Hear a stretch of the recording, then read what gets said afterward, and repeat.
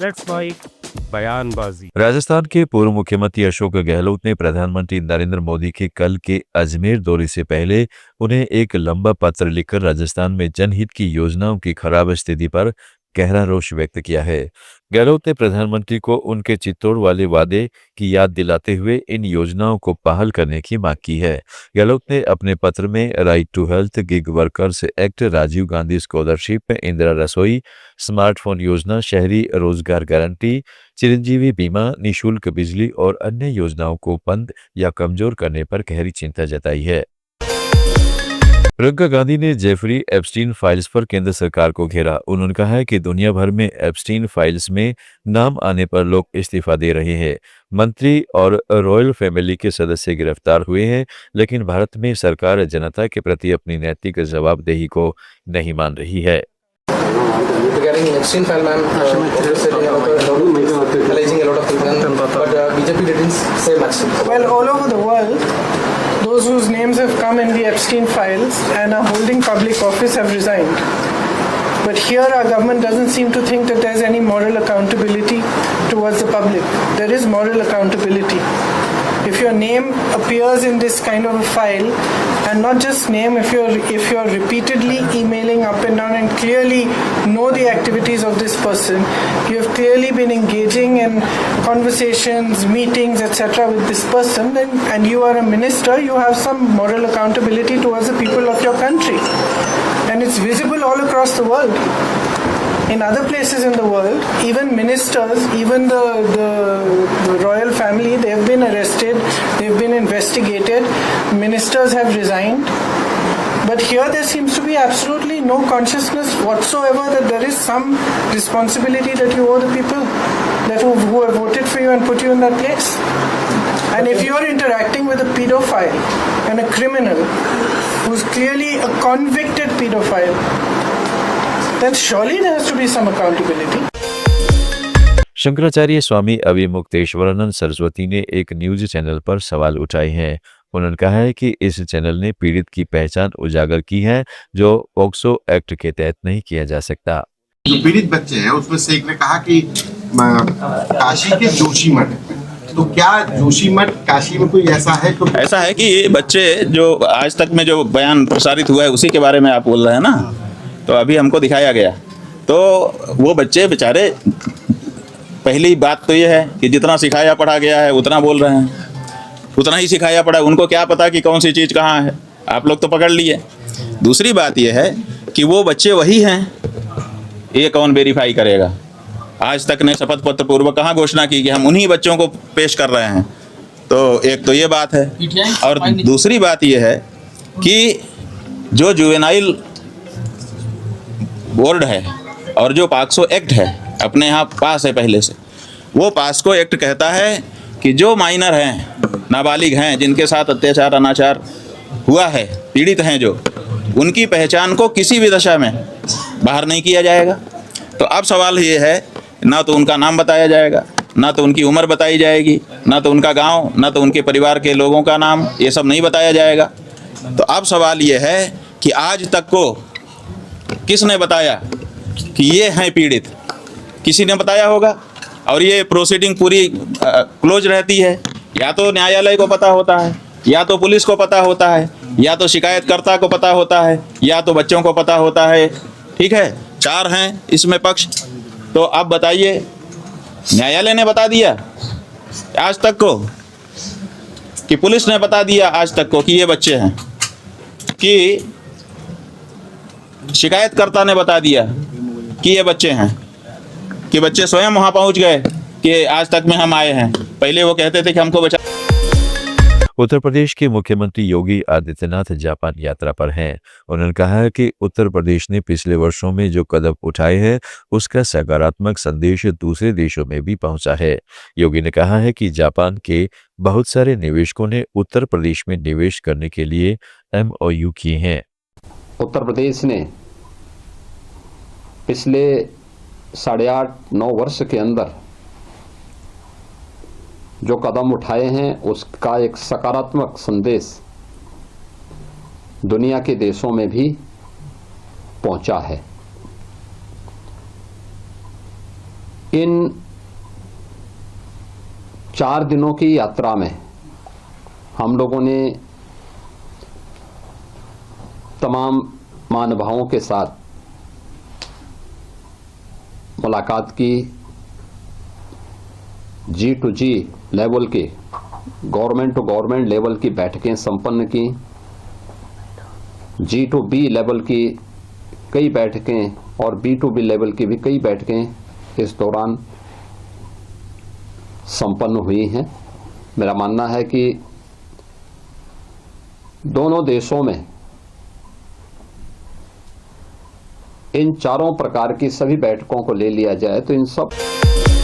उत्तर प्रदेश के वित्त मंत्री सुरेश खन्ना ने मुख्यमंत्री योगी आदित्यनाथ की सिंगापुर जापान यात्रा पर कहा है कि सुशासन, बेहतर कानून व्यवस्था, बुनियादी ढांचे का विकास और हर क्षेत्र में प्रगति योगी की प्राथमिकता है। उन्होंने कहा है कि अब सिंगापुर और जापान के लोग भी यूपी में निवेश के लिए उत्सुक हैं। देश की अर्थव्यवस्था को मजबूती देने के लिए पहले सिंगापुर और फिर 2 दिन के दौरे पर आप लोग जापान आए। कितना कैसा एक्सपीरियंस रहा आपका यहाँ पर? आप लोगों ने कुछ बहुत रोमांचक राइड्स भी ली और कुछ रोबोटिक फैक्ट्री वगैरह का भी आप लोगों ने निरीक्षण किया। किस तरीके का अनुभव रहा जापान से? देखिए, माननीय मुख्यमंत्री जी की ख्याति बहुत अच्छी है देश में और दुनिया में, और आज उसी का ये परिणाम है कि लोग मुख्यमंत्री जी का स्वागत करने के लिए काफी उत्साहित हैं, काफी लालायित हैं। और ये ऐसा कम होता है कि जो एक प्रदेश के मुख्यमंत्री के रूप में उन्होंने 9 साल की जो प्रदेश में एक समर्पण भाव से सेवा की है, ये उसी का प्रतिफल है कि उनका एक अच्छा परसेप्शन पूरे देश में और पूरी दुनिया में है।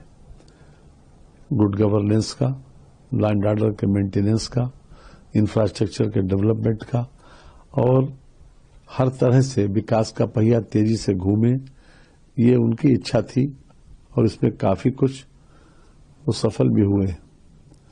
जहां तक आर्थिक स्थिति की बात है, मुख्यमंत्री जी ने जिस दिन से वो सत्ता में आए तभी से ये मन बना लिया था कि ज्यादा से ज्यादा लोगों को रोजगार मिले, और बाहर से जब तक कोई इन्वेस्टर नहीं आएंगे तब तक ये प्रदेश की स्थिति बेहतर नहीं होगी। तो इसी कॉन्सेप्ट के आधार के ऊपर वो आगे बढ़े और 2018 में उन्होंने सबसे पहले इन्वेस्टर समिट किया।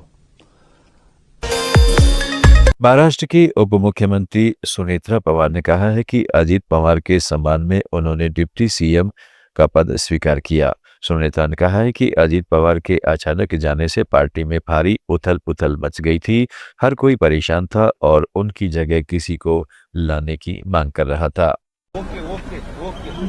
दादा के आकस्मिक जाने से पक्ष में बहुत सारा हलचल थी, सब नाराज थे, सब बौखले गए थे। इसलिए उनकी सबकी मांग थी कि किसी ने दादा का पद स्वीकार करना चाहिए।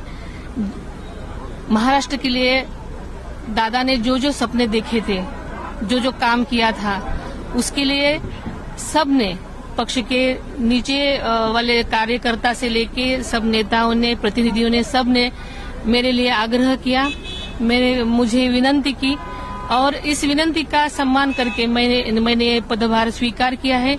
दादा के जो सपने अधूरे थे वो पूरे करने के लिए, हमारे पक्ष का विस्तार करने के लिए और अधिक से मजबूत करने के लिए हमने ये पद स्वीकार किया है। हम सब मिलके, सबके साथ से हम आगे बढ़ेंगे। धन्यवाद।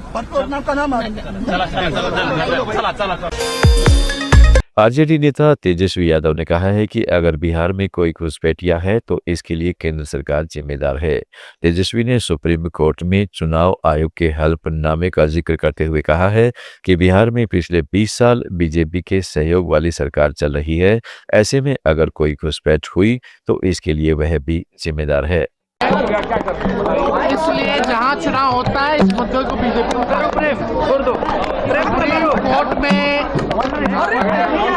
सुप्रीम कोर्ट में इलेक्शन कमीशन ने अपने एफिडेविट में ये स्पष्ट बता दिया है कि बिहार में कोई भी घुसपैठिया नहीं है। ये तो इलेक्शन कमीशन ने बताया है। और अगर घुसपैठिया अगर आया भी है तो आप गृह मंत्री हैं, आपकी बिहार में 21 साल से सरकार चल रही है, आपका देश में राज है, तो अगर आया भी है तो ये आपकी जिम्मेदारी थी जो आपने ठीक से नहीं निभाई। तो ये जहाँ चुनाव होता है इस तरह के बकवास और बेकार की बातें आपस में लड़ाने का काम भाजपा के लोग जो है करते हैं।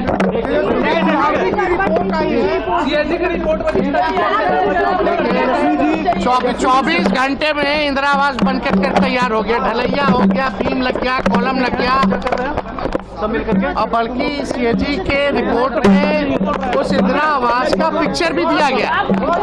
और सबसे बड़ा घोटाला जो हुआ है, खजाने की चोरी की गई है। जो जीएसटी में जो टैक्स दिया जाता है उसके बदले इनपुट मिलता है, बिना टैक्स दिए हुए इनपुट दे दिया गया है लगभग 250 करोड़ का। ये सरकार में बहुत बड़ा घोटाला हुआ है जिसका हिसाब हम लोग मांगेंगे सरकार से। आज भी हम लोगों ने सवाल पूछा सदन में, राहुल जी ने, सरबजीत जी ने इन सवालों को उठाया, लेकिन सरकार पछते निकली है। भाई उम्मीदवार जो भी होगा, हम लोग चुनाव जीतने जा रहे हैं, चुनाव लड़ेंगे और जीतेंगे। उत्तराखंड के मुख्यमंत्री पुष्कर सिंह धामी ने मोहम्मद दीपक प्रकरण पर कहा है कि उसने अपने नाम का राजनीतिक फायदा लिया है। धामी ने कहा है कि जब तक उसका नाम केवल दीपक था उसे कोई नहीं जानता था, लेकिन मोहम्मद लगाने के बाद उसे सब जानने लगे हैं। अभी इधर थोड़े दिनों पहले यहीं आपके पड़ोस में यहीं कोटद्वार की घटना है भाइयों बहनों। अब कोई अपने आगे नाम के आगे कुछ भी लगा ले, हमें क्या लेना देना है। अब वो अपने नाम के आगे मोहम्मद लगा लेता है तो उन्हें कांग्रेस पार्टी के युवराज अपने महल में बुलाते हैं और समर्थकों से ऐसे लोगों के लिए इफ्तार पार्टियों का आयोजन करते हैं भाइयों बहनों। कल मुझे भी टेलीविजन वाले पूछ रहे थे, मैंने कहा भाई वो दीपक था तब तक आपने नहीं बुलाया उनको, जैसे ही उसने अपने आगे नाम के आगे मोहम्मद लगा लिया आपने उसको इफ्तार पार्टी के लिए बुला लिया। अब वही बताएं, कांग्रेस के युवराज बताएं कि उन्होंने कितनी हमारी ऐसी बहनें, मुस्लिम बहनें हैं जो 3 तलाक से पीड़ित हैं, हलाला से पीड़ित है, बहुविवाह से पीड़ित है, इद्दत जैसी कुरीतियों से पीड़ित हैं। क्या उसमें से उन्होंने किसी का हाल जाना? क्या किसी मुस्लिम समुदाय में व्याप्त कुरीतियों पर उनके मुंह में ताला लगा हुआ था? उन्होंने कभी नहीं बोला। जबकि मैं आपको बताऊं, मैं पूरे प्रदेश के अंदर जाता हूं, इतनी सारी मुस्लिम बहनें मुझे मिलती हैं, वो कहती हैं कि मोदी जी के नेतृत्व में जो आपकी सरकार ने उनके मार्गदर्शन में उत्तराखंड में जो ये समान नागरिक संहिता का कानून लाए, उससे हमें इन कुरीतियों से छुट्टी मिली है। हम आपका धन्यवाद करते हैं, मोदी जी का धन्यवाद करते हैं। भाइयों बहनों, मैं इस मंच के माध्यम से कांग्रेस के इन साहबजादों को, इन युवराज को बताना चाहता हूं कि ये देवभूमि है, ये देवभूमि उत्तराखंड है और यहां का बच्चा राष्ट्रवाद की भावना के साथ बड़ा होता है। उस देवभूमि उत्तराखंड के अंदर उनकी दाल गलने वाली नहीं है। भाइयों बहनों, यहां के लोग किसी भी कीमत पर ऐसी मानसिकता वाले लोगों को स्वीकार करने वाले नहीं है। भाइयों बहनों, आप सभी लोग देख रहे होंगे जैसे जैसे चुनाव नजदीक आ रहे हैं, आए दिन हम ये विकास के काम कर रहे हैं पूरे राज्य के अंदर। जैसा यहां पर आज ये नयार वैली महोत्सव हो रहा है, वैसे ही जो है सांकरी महोत्सव हो रहा था, कहीं विंटर फेस्टिवल हो रहा था, अलग अलग स्थानों पर अलग अलग कार्यक्रम हो रहे थे। पूरे राज्य के अंदर शीतकालीन पर्यटन बढ़ रहा है, लोग आ रहे हैं, हम काम कर रहे हैं। और ये लोग क्या कर रहे हैं? अर्बन नक्सल गैंग इनका सक्रिय हो गया है, टूल किट सक्रिय हो गए हैं। एआई का सहारा लेके आज अच्छे काम नहीं कर रहे। एआई का सहारा लेकर सरकार को बदनाम। बयानबाजी में आज इतना ही। जुड़े रहिएगा लेट्स माइक के साथ। आप सुन रहे थे let's mike more than radio. Follow कीजिए हमें हमारे सोशल मीडिया प्लेटफॉर्म्स पर। It's time for news. It's time for more than radio. Presenting the first radio news app, Let's Mic. Let's Mic, a news-based app on your phone where you get to watch and listen news, talk shows, interviews, radio shows.